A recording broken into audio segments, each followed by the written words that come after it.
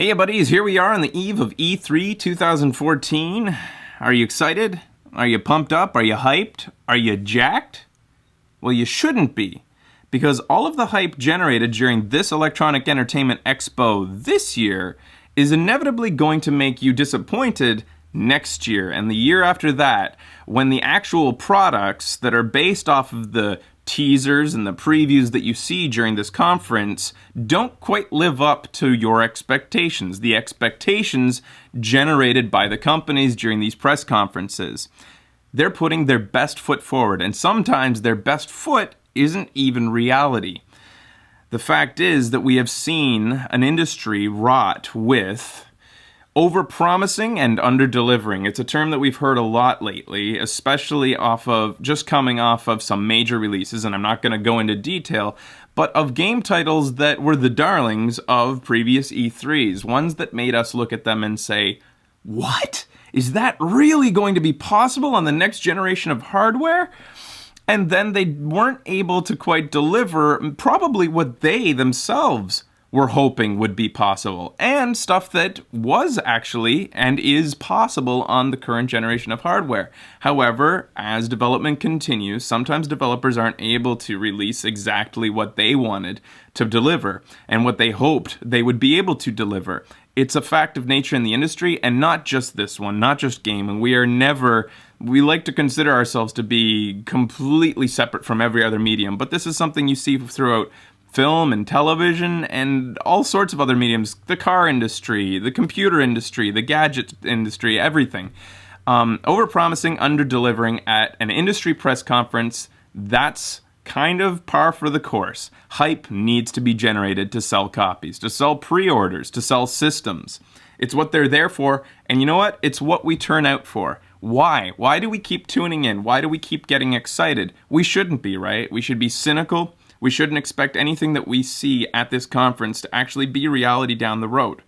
But I'll tell you why we should continue to get hyped up about it, and how I will continue to get hyped up about it, even though fool me once, shame on you, and fool me twice, shame on me, I suppose, but I don't give a fuck. I'm always going to be excited about the stuff I see, even if it might not end up being what the end product looks like, especially in the case of CG trailers, but that's besides the point. That just generates hype, especially when there's a sweet dubstep song attached. But when it comes to actual gameplay, and whether we can believe that what we're seeing will be actually possible, the fact is that someday, E3, let's put it this way, E3 is a window to the future, and it's one that we get to look through once per year. And instead of a window, it's actually more like a floodgate that opens up with gaming news and information.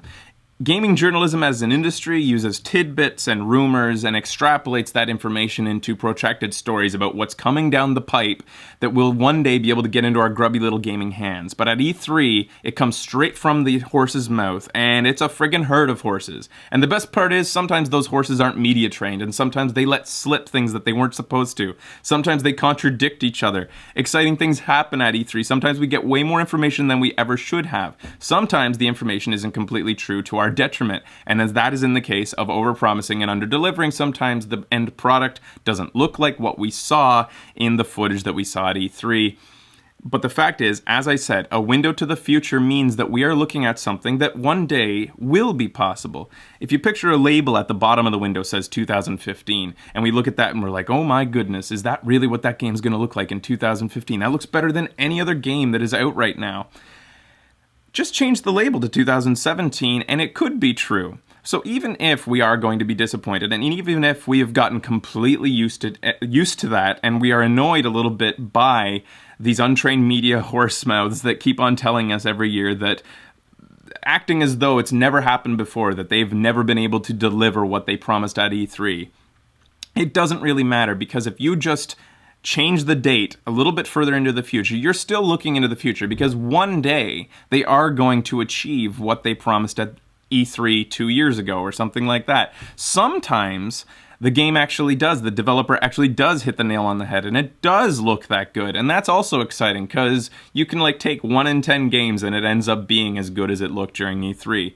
And that's fun too. You can make a game out of it. You can make a drinking game, maybe a betting game or something like that out of it. But the point is, you're looking into the future, and as a futurist, as somebody who always likes the next shiny and new thing, I started this show for a reason. I like new things. I like to think about what I'm going to be playing, what I'm going to be doing with the medium that I love somewhere down the line, as far as 10 years in the line. I like it when they tease products that aren't going to be might not even be possible. You might not even see them again somewhere down the line, but you get excited about what might be possible. It's nice to daydream. It's what we do. We daydream. If you're into E3, you get it. If you're not into E3, you don't get it, and you'll continue to be a cynical curmudgeon who looks at all the hype generated and all the people that get excited and shakes their head and say, will you never learn? We won't. We don't care.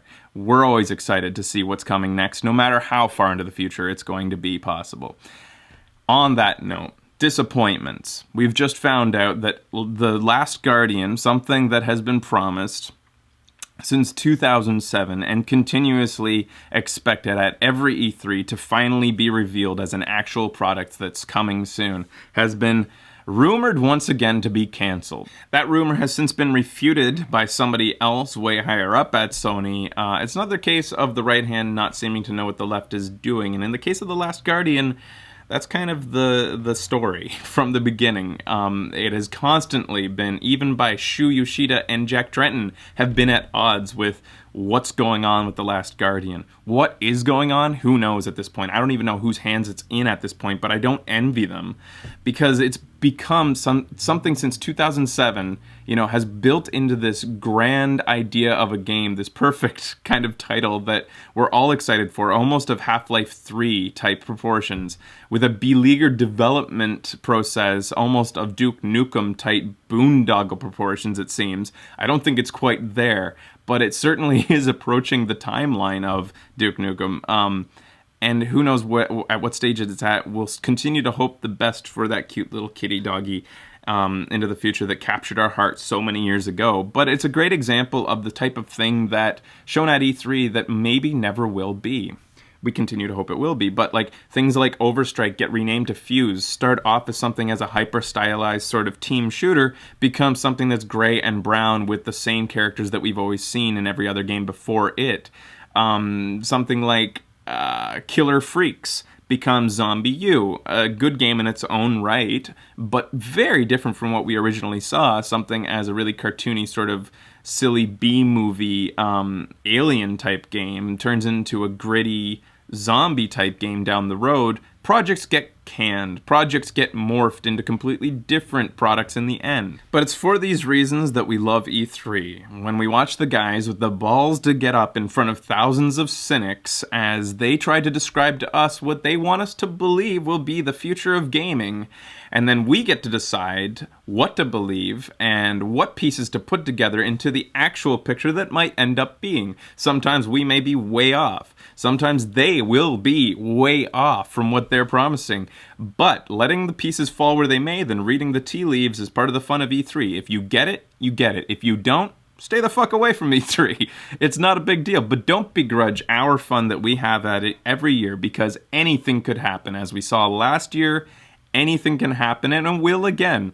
So that's your reason to join me tomorrow as I start streaming at 9 a.m. with the Microsoft press conference. I'm going to do a bit of a pre-show as I test, set up, make sure everything's working, have a little bit of a chat with you guys, and then get ready to watch Microsoft, who will hopefully do better than they did last year. I'm cheering for them. I'm rooting for them. I want them to get us behind them again. I want Microsoft to do well, because every time any of the companies do well, we all win. And then later on, I'm going to be streaming 11:30 will be the EA press conference, which has consistently disappointed me every year. But hopefully we're going to see some new stuff from Mirror's Edge 2. And they do have cool IPs. They got Dragon Age and stuff like that. Let's just hope they don't spend too much time on sports. Ubisoft will be at 2:30 p.m. Once again, I'll be going a little bit early. I'll be streaming, like I said, throughout the day. I don't know if I mentioned this. We'll be playing Mario Kart between each conference for as much as I can. I'll probably have to take breaks for food and stuff, but I'll be streaming all friggin' day. And in between playing Mario Kart and probably discussing with you guys the news that's been coming out throughout the day. After that, Sony at 5:30 p.m. They go live, I think, at 6. So there'll be that. I'm sorry. Then tomorrow, the next day, Nintendo, 7:30 a.m., very early. Even though they don't start for about an hour and a half after that, I want to do a pre-show with Konami, which is actually going live at 3 a.m. that day. But I'm not doing that. There's no way that I'm staying up from 3 a.m. all the way till 7 p.m. that night when we actually do our E3 extravaganza. All of these times are in Pacific. I'll list it below. I'll link to our Facebook event page so that you can look at that. But I'll see you all through E3, at least the very beginning of it, streaming all kinds of shit all day, lonesome. I'm excited. I hope you are too. I love you guys. E3 2014.